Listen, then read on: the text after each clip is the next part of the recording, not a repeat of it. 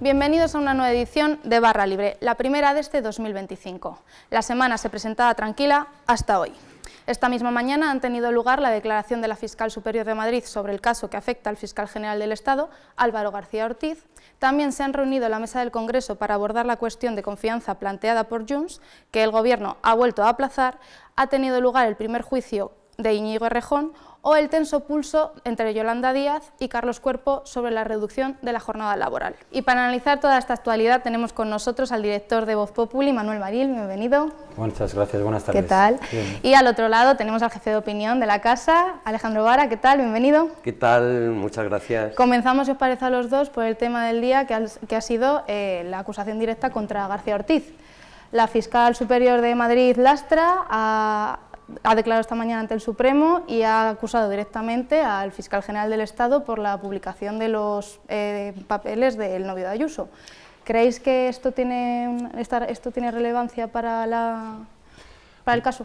Tiene muchísima, es un testimonio determinante y es un testimonio demoledor que cerca al Fiscal General del Estado.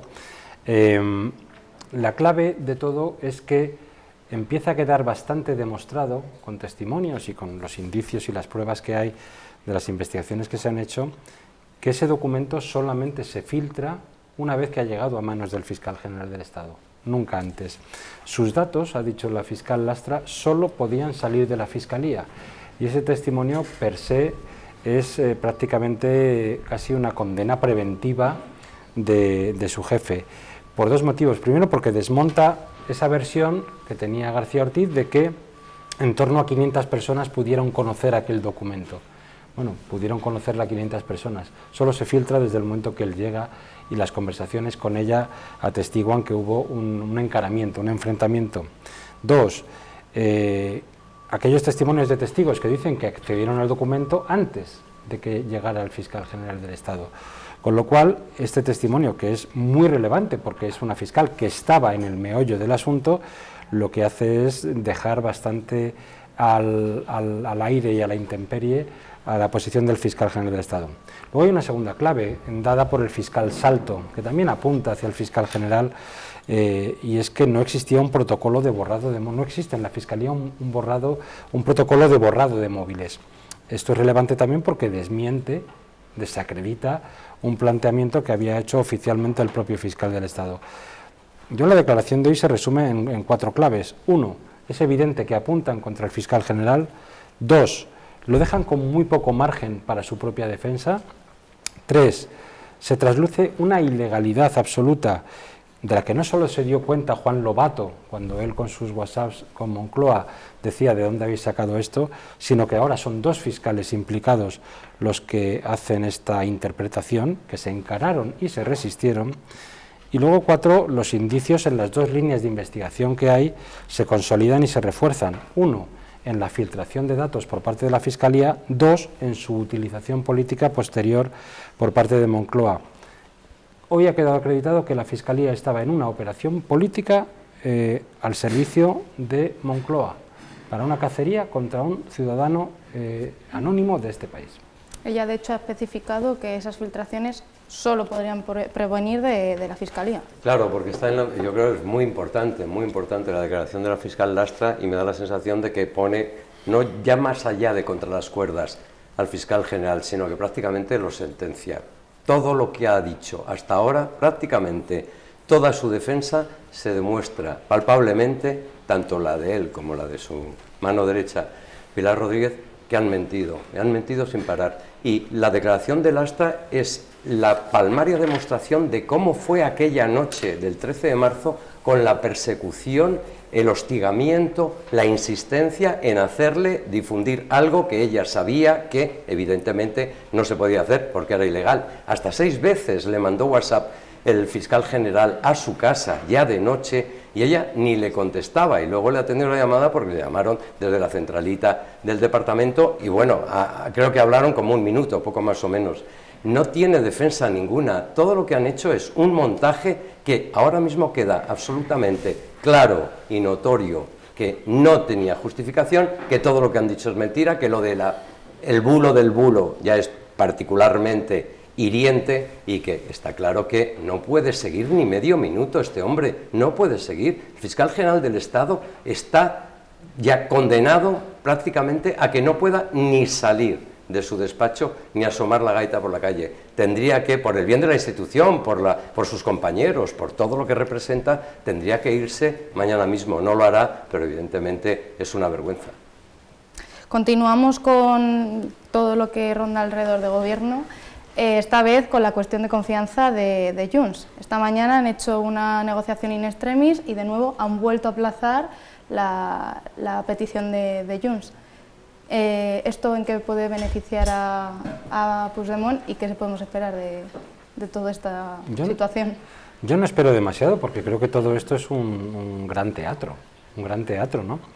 Es verdad que Junts ha elevado el pulso, la amenaza contra el gobierno, y es verdad que hay un cierto run de que la legislatura puede romperse definitivamente en los próximos días. Yo hasta que no lo vea no lo puedo creer. ¿Por qué? Pues porque esta es la segunda vez que se prorroga esta decisión de la mesa. Segundo, porque el gobierno no va a aceptar, eso lo ha dicho claramente, que Sánchez se someta a una cuestión de confianza. Vuelven con el argumento de que es el propio presidente quien tiene que plantearla. Ya dijeron los letrados del Congreso que estaba bien planteado y que una formación política puede instarlo. Sánchez se niega a someterse a una cuestión de confianza. Y eso es evidente, y eso es inamovible, y no lo va a hacer, sería la primera en democracia. Para mí la clave determinante es qué va a hacer Puigdemont.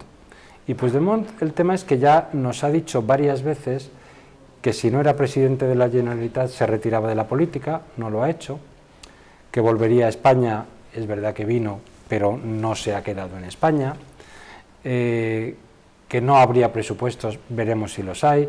Quiero decir, muchas veces Puigdemont lo que hace es amagar con no dar, porque le viene bien tener todo roto sin romper, valga la paradoja.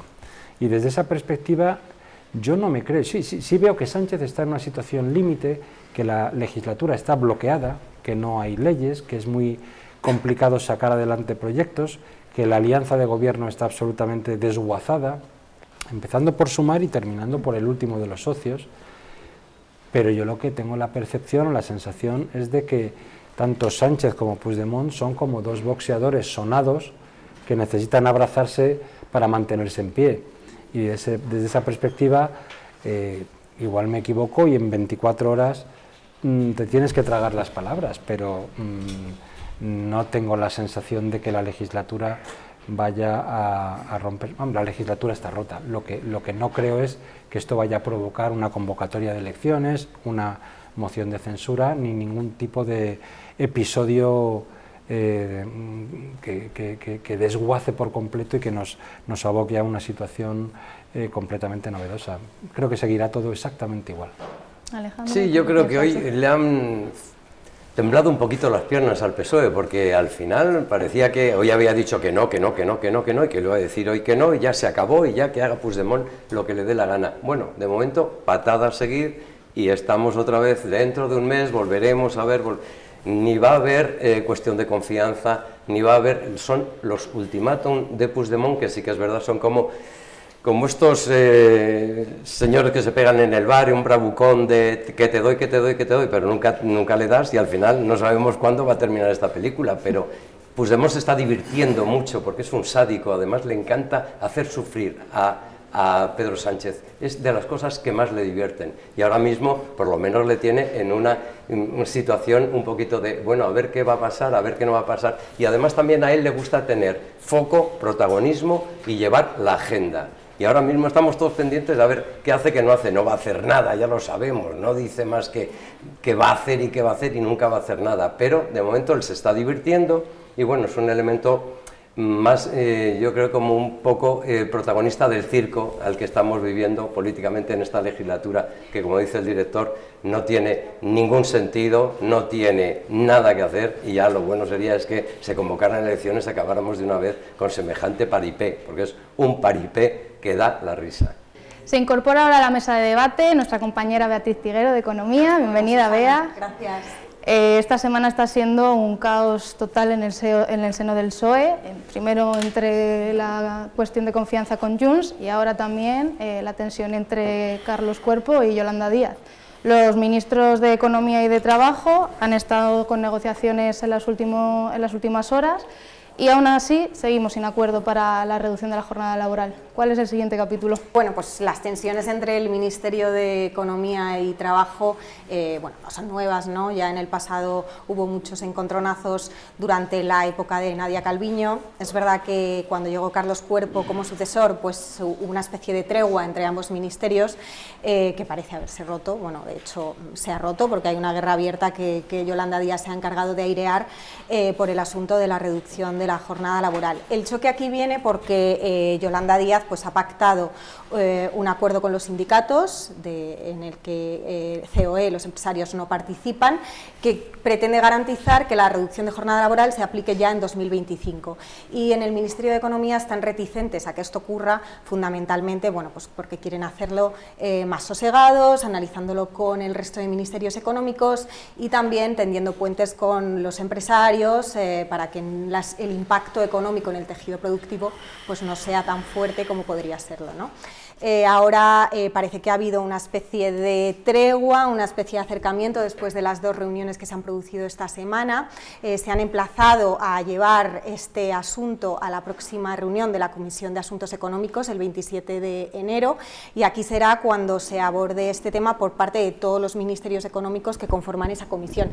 Esto no garantiza a que la reducción de la jornada laboral se apruebe por parte del Gobierno, que además luego tiene que pasar todo el trámite parlamentario, pero bueno, sí que es verdad que es un paso, una pequeña victoria para Yolanda Díaz y ahora pues habrá que ver qué ocurre en esa comisión. Si Yolanda consigue que se apruebe sin modificaciones en el texto, que es lo que quiere, que Carlos Cuerpo no introduzca ninguna modificación ni por la vía de las ayudas a las empresas, ni tampoco por cómo se plantea de cara a los contratos a tiempo parcial, y si se hace por la vía urgente, que es la línea roja que marca Yolanda Díaz, diciendo siempre el Ministerio de Trabajo que si no se hace así, por la vía urgente, pues no se aprobaría en el Consejo de Ministros hasta previsiblemente verano y por tanto no podría entrar en vigor en 2025 como el Gobierno se ha comprometido a hacer. Manuel, ¿tendremos reducción de jornada laboral en 2025 o no? No lo sé. Vamos a ver, el tema de la reducción de la jornada laboral es un reclamo muy jugoso, es un reclamo político muy jugoso. Entonces nos están haciendo creer que se trata de una especie de disputa técnica o una disputa de plazos, que se hará y vamos a ser todos felices, y el simplismo este de que el lema este que se está utilizando de que trabajaremos menos y cobraremos más, ¿no? Todo esto es de una absoluta demagogia en un país que tiene un serio problema de productividad. Hoy han salido unas estadísticas que vienen a revelar poco más o menos que desde el año 2000, los últimos 24 o 25 años, la inmensa mayoría de países de nuestro entorno han incrementado su productividad hasta un 40%. El dato del incremento de productividad en España es solo del 10%. Y todo esto nos aboca a que el planteamiento de la reducción de jornada es un debate propagandístico. Desde mi punto de vista, no es una decisión técnica o de plazos, desde mi punto de vista es una decisión política. Y yo tengo la sensación de que Sánchez se reserva esa opción, es una opción, un reclamo muy bueno, por si acaso tiene que convocar elecciones. Y me da la sensación de que algo tan jugoso en unas elecciones como es plantear una reducción de la jornada laboral, se la querría él atribuir como un logro del PSOE y no regalar un caramelo de estas características a Sumar. Así de sencillo, no va a darle a Yolanda Díaz en un momento político desolador para ella, para su partido. Tiene 31 escaños, no hay encuesta que le dé por encima de 8 o de 9 mientras asciende Podemos, y creo que ella lo que está es necesitada de algún tipo de triunfo político y que Sánchez no está dispuesto a dárselo. Mientras tanto lo encubren todo con el debate técnico de los plazos, de hablar con los empresarios, de que no afecte. Creo que es una decisión política y que quiere tomar Sánchez en su momento y se reserva por si lo necesita. Hablando de Yolanda Díaz, de hecho, este no es el único choque que ha tenido con otros miembros socialistas del Gobierno. Tú, como especialista que eres en economía, Bea, ¿qué ha pasado con el IRPF de los salarios mínimos? Ahí vemos un nuevo choque, sí, no es tan evidente como en el caso de la reducción de jornada, pero bueno, Yolanda Díaz esta semana ya también ha dicho que se opone a que no se suba el mínimo exento de IRPF en la misma medida que el salario mínimo, como ha ocurrido en años anteriores. Sin embargo, desde Hacienda pues no aseguran que se vaya a hacer, pero sí dicen que se está estudiando y de hecho, bueno, pues ya es significativo que por primera vez se incluye en el informe de los expertos sobre el salario mínimo esta opción, ¿no? El hecho de que no se suba el mínimo exento de IRPF tanto como el SMI, y eso obligaría pues a que todos los beneficiarios tendrían que pagar hasta alrededor de un 43% de la subida del salario mínimo pues en IRPF. Bueno, pues Yolanda Díaz se opone a esta medida que estaría barajando Hacienda y dice que es verdad que sí, que dice que es una competencia de Hacienda, de alguna manera tira la pelota al tejado del Ministerio Socialista, pero se opone, porque si llegado el momento, pues si esta decisión se adopta, pues de alguna manera no perjudicaría a su ministerio, ¿no? A sus competencias. Y para la última parte del análisis se incorpora con nosotros nuestro compañero Joaquín Hernández. Bienvenido, Joaquín. Gracias, Susana. Vamos a hablar de vivienda. Madrid, Barcelona, Málaga, Valencia son algunas de las ciudades que se van a ver más afectadas por el nuevo plan de vivienda del Gobierno. Estamos ante una nueva burbuja y, por otra parte, ¿en qué posición nos dejan a nosotros con respecto al resto de Europa? Yo no sé si habrá burbuja o no. Lo que estamos es ante un auténtico problema que viene diagnosticándose desde hace muchísimos años, que es el acceso a la vivienda de todo tipo. Acceso a la vivienda de los jóvenes, acceso a la vivienda de todo el mundo, y es un tema extremadamente complejo en el que influye absolutamente todo, desde el suelo, de la capacidad de construir, de los propios salarios, de la capacidad que tengamos nosotros de poder introducir al mercado laboral con más garantías, menos precariedad a los jóvenes y sobre todo de plantear políticas comunes que vinculen al Gobierno de la Nación, a las comunidades autónomas y a los ayuntamientos. Para mí el gran problema de todo esto es que se plantea la cuestión de la vivienda desde una perspectiva puramente ideológica, de tal manera que se establece un modelo absolutamente intervencionista, con medidas del Gobierno, con las propuestas del Gobierno, que tiene parte de medidas que pueden ser razonables y que pueden ser aceptables, como todo en la vida es cuestión de discutirlo, ¿no? Pero es un tema profundamente intervencionista, la intervención directa sobre el precio, el decirle al ciudadano que ya no tiene libertad a lo mejor para tener un determinado volumen de propiedades, o decir que a partir de un determinado volumen de propiedades tienes necesariamente que sacarlo al alquiler.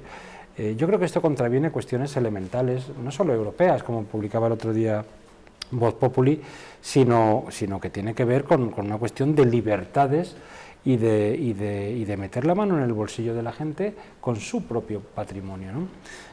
Quieren así salvar un problema que, muy al contrario de lo que ocurre en otros países, donde se ha garantizado con un éxito palpable, con una experiencia notable, que la liberalización del suelo, la liberalización del mercado, es lo que al final propone una mejor correlación entre oferta y demanda, pues aquí estamos optando por un planteamiento profundamente intervencionista que creo que no va a dar ningún resultado. Más allá de eso, políticamente tengo mis serias dudas de que el Gobierno sea capaz de aglutinar los apoyos necesarios en el Congreso de los Diputados para convalidar cualquier tipo de normativa en este sentido. Joaquín, ¿tú qué estás? Yo, bueno, coincido fundamentalmente con Manolo. La realidad empírica es, sin ir más lejos, en Cataluña se aplica ya un control de precios desde principios del año pasado. Ese control de precios ha venido acompañado de una caída del 90% en la inversión de los fondos internacionales para promover nueva vivienda en alquiler. También ha venido acompañado de una reducción sideral de la oferta en general, no solamente ya de grandes propietarios, sino por parte de pequeños propietarios que retiran los pisos del mercado. Y la consecuencia es que Barcelona, al igual que Madrid, al igual que Sevilla, al igual que Valencia, acabaron en el 2024 en máximos históricos en términos de precio nominal del alquiler, para el que sí que hay un cierto riesgo de burbuja, como ya anticipan algunas consultoras, que pasa porque se está llegando a un nivel en el que los precios del alquiler, sobre todo en las grandes capitales, no son quizás ya tan sostenibles para la demanda nacional. Estamos hablando de ciudades con mucho público internacional también, que tiene otra realidad adquisitiva. Pero claro, una cosa es reconocer esa realidad y otra cosa es hacer cosas probablemente ilegales, como lo que se quiere hacer con el coto a los compradores no residentes, a los extranjeros no residentes, y además, otra cosa muy distinta también es apostar enteramente a la intervención. Está claro que la vivienda requiere una solución integral porque la situación actual es el fruto de una espiral regulacionista que viene sobre todo desde la reforma de la Ley de Arrendamientos Urbanos del 19 y que se agrava con la Ley de Vivienda del 2023. Desde entonces la oferta no ha hecho más que caer, salvo en el periodo de la pandemia, que por el confinamiento la oferta subió, se llegó a duplicar y los precios bajaron. O sea que ahí la gente pudo comprobar que la ley de la oferta y la demanda funciona, con inercias, pero funciona. Aumentó la oferta y bajaron los precios.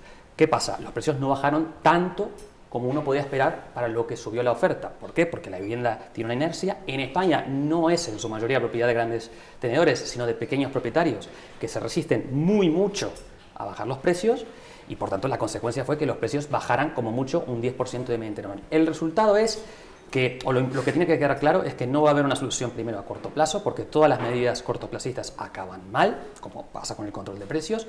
Requiere una solución integral en la que tiene que haber también una inversión pública en vivienda protegida, que se mantenga bien en alquiler, bien en propiedad, pero ya la realidad de otros países, por ejemplo el caso de Austria, Viena, nos demuestra que la apuesta por la vivienda pública es necesaria, no se puede dejar de lado porque ese es un mecanismo saludable para contener los precios. Se ha revelado como un mecanismo que incluso el Banco de España, no ya ahora, sino antes también siempre lo ha recomendado como una fórmula sana de conseguir que el mercado siga una lógica más razonable sin distorsionarlo. Pero está claro que por el lado del propietario, por el lado de los inversores, la vía de la intervención, la vía de poner límites, la vía de condicionar y sobre todo de no permitirle margen de maniobra para decidir qué hacer con su dinero, solo lleva a restricción, solo llega a fuga de inversores, a menos oferta y por tanto a precios cada vez más estancados en niveles más altos. Pues hasta aquí la actualidad del momento. Muchas gracias Manuel Marín por estar aquí con nosotros. Gracias a ti, Susana. Muchas gracias Joaquín. Adiós. Y a ustedes les esperamos en la próxima edición de Barra Libre y les invitamos a que sigan la información de En Voz Populi en las redes y en nuestra web. Gracias por seguirnos desde sus pantallas y feliz vuelta a todos.